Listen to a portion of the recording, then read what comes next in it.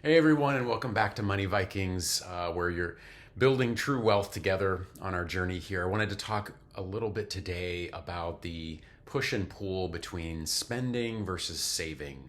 This is something that I have grappled with over the years because, on one hand, we all know that we should be saving and investing a certain amount, but we also know that life is not infinite and that we should also be spending some money to enjoy experiences, have a roof over our head, have clothing, have all that kind of stuff. So, I want to talk a little bit about that push and pull, and I want to talk about four ideas in order to find your own way to find that balance between spending and saving. And the good news here is I think that if we have some fundamentals down, there's actually really no right or wrong answer. It's a very personalized thing. There's extremes of things where, maybe someone, their whole goal in life is to travel to every country in the world or most of them, and so nothing, no car is important to them, no house. Maybe they don't mind having just older clothes from a thrift store or whatever, but they just want to travel, and so all of their money will go into that, and that's wonderful. That's their personal priority in terms of spending versus saving. So I want to get into it. But I do want to share these four concepts that have helped me answer this question over the years.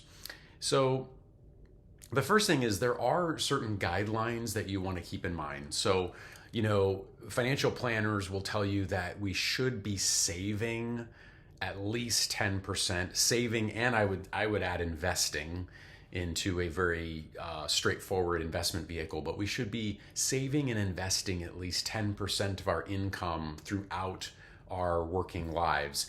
And the big reason for that is because if you ever do want to retire and you reach age 55, 60, 65, whatever, you're going to want to have a certain amount of money in there that will generate sustainable income for maybe the next 30, 35 years. And you really don't want that to run out too quickly. That's a big problem that a lot of Americans are facing, is that average investment accounts are, for people sometimes in their 50s, it could be around $100,000. So by the time they reach maybe 60, 65, or 70, they have maybe 200, 250,000. Well, that can go pretty quickly if there's any kind of hiccups or issues. So there is always that push and pull between saving and spending. And the other reality is that we live in a consumer society, right? So we are constantly being bombarded with buy signals. We're constantly being hit with, and it's in a way it's a wonderful thing because we live in a dynamic society. I'm not being negative about it, because I want to say this. It's interesting to see what humans can come up with. I mean, I'm enamored like anyone, even though I don't own one, but the latest, Tesla or the latest Apple gadget, do I rush out and buy these things? I don't personally do it, but I have to say it's fascinating to see these new products and this new technology come online that does all these different things. So I think it's really neat, and it's the dynamism of our economy. It's the entrepreneurial, scientific investment in technology, the new ideas, the different ways of thinking about things, and eventually turning that into a product that people buy. Now, over time, a lot of these things do come down in cost, so I'm just typically not the first person to go out and buy it. But anyway, that said, let's talk about spending versus saving. And when I do say saving, I'm talking about really a combination of saving, quote unquote, and investing, because I am a big believer in investing. I have seen situations where folks have saved a lot of money or saved money over time, but the problem is inflation really erodes the value of that money. So if it's sitting in a normal just checking account getting 1%, and inflation's running at, as of late, last couple of years, 7, 8, 9, 10, 11. Typically it's more around 3. But anyway, if inflation is running, let's say anywhere from 3 to 7%, that money is losing power, buying power every year. So I'm a big believer in very common sense foundational investment principles: S&P 500 index funds, diversified ETFs, maybe a few bond funds, some cash, maybe some real estate here and there. So that kind of thing. So that's what I mean by saving. So here's the deal. The other thing I want you to keep in mind is that your priorities of saving and spending are going to change over time. So my saving and spending priorities that I had in my 20s are different than I have now in my 40s, and I assume they'll be different when I'm in my 60s and 70s. So you just have to keep that in mind, is that this is a dynamic thing and it changes over time. And it's also very, very individualistic. It's very much a personal thing. So, in some ways you have to block out a lot of the noise that you're going to hear about different things, because at the end of the day, it's your life, it's your experience, and some people might want to spend all their money on their family, and that's very critical to them. Some people may, they may just feel more comfortable living a very simple life, but saving a lot, and that just makes them happy in some weird way, which is fine.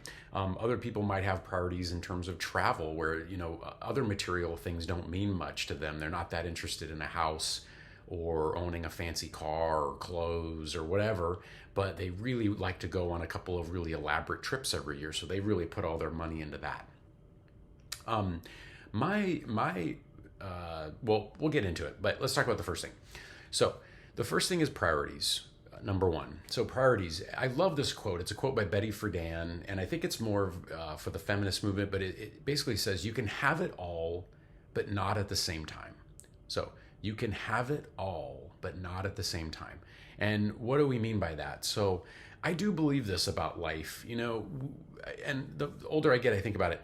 When we want all these things, we have this vision of, all these things, and some of these things that we think about and imagine, they may or may not actually bring us that much happiness. But I do believe over time, you can have most of the experiences and the material things and the things that life can bring, that bring their own joy and work and happiness and all that stuff. But a lot of times all these things sort of take time. And so I remember when I was younger, there's a sense of impatience, like, it all has to happen now and it has to happen by this age. But I would just say that, over time you kind of get a little more comfortable with the fact that everything has its season. There may be a time when you try having a fancy car, but then after a while you might be like, that's not even that big of a deal. There may be a time when you're really intense into traveling, and that's where your money's going, but there may be a time when you don't feel like doing that. There may be a time where you just feel like you want to be really intense about saving and then investing, because you want to build up a foundation that can kind of coast you forward. So these are just different, things to think about. But the main concept here is prioritization. So at any given moment, you have to make trade-offs.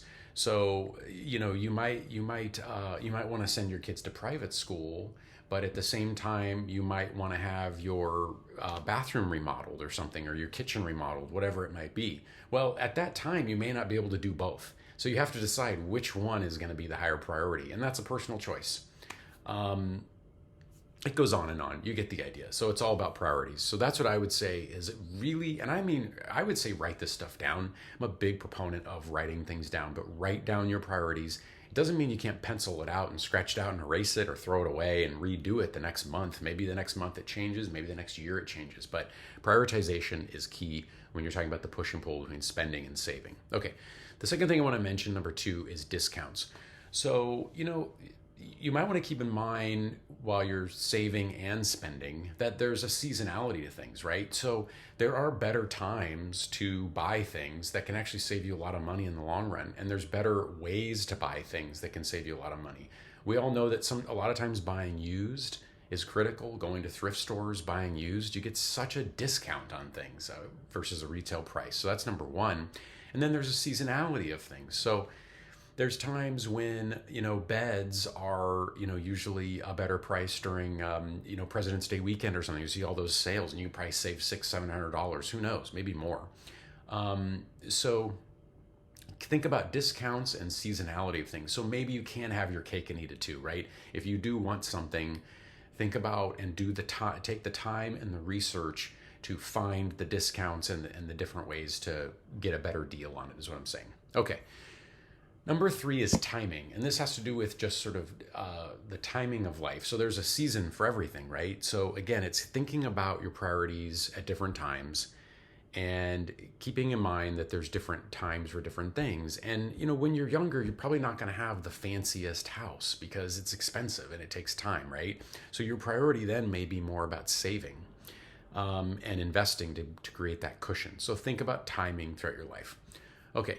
And the 4th thing I'm going to mention is this is a concept of like the whole tying yourself to the mast like Odysseus, where you can set it and forget it. And I'm a big fan of this. If people just do 3 simple things, I think they'll typically turn out really well for them financially. And I think it very quickly answers the question of saving versus spending. What is this? If you're automating your investments every paycheck into your 401k or self-directed IRA or some, Fidelity, Schwab, Vanguard fund, then right away, you're taking that away. You're not even thinking about it. And all you're focusing then is what's left in your paycheck. If you can live within that, right, over time, not go into massive amounts of debt, let the other stuff go and ride and grow and compound, you're probably going to do very well over time. And that way you can spend what's left. So you actually don't feel much of a tension because you've already done, you've already eaten your vegetables, one could say, right? You've already done the healthy thing. So, and I'm not saying spending isn't healthy, because spending is healthy. We do need to spend. That's part of life. So, but the point is you don't have to worry about it as much. So anyway, those are the 4 things that I'm doing. That's how I kind of balance the whole savings versus spending thing. There's really no, beyond what you're going to see from typical financial advisors, there's no right or wrong answer for anybody in terms of exactly what the percentage is. I mean, again, they say over 10%, but you have to take into consideration matches. You have to take into consideration if you have any kind of pension coming. You have to take into consideration a lot of things. Sometimes people do save too much, right? They're only thinking about, quote unquote, this magical retirement, and life is lived one day at a time, so we really need to find a balance of things each day, in my humble opinion. So with that, I hope you got something out of this video. Please like and subscribe. Please hit the notifications button, all that great stuff as we grow the channel, and we'll see you on the next one. Money Vikings, take care. Thanks.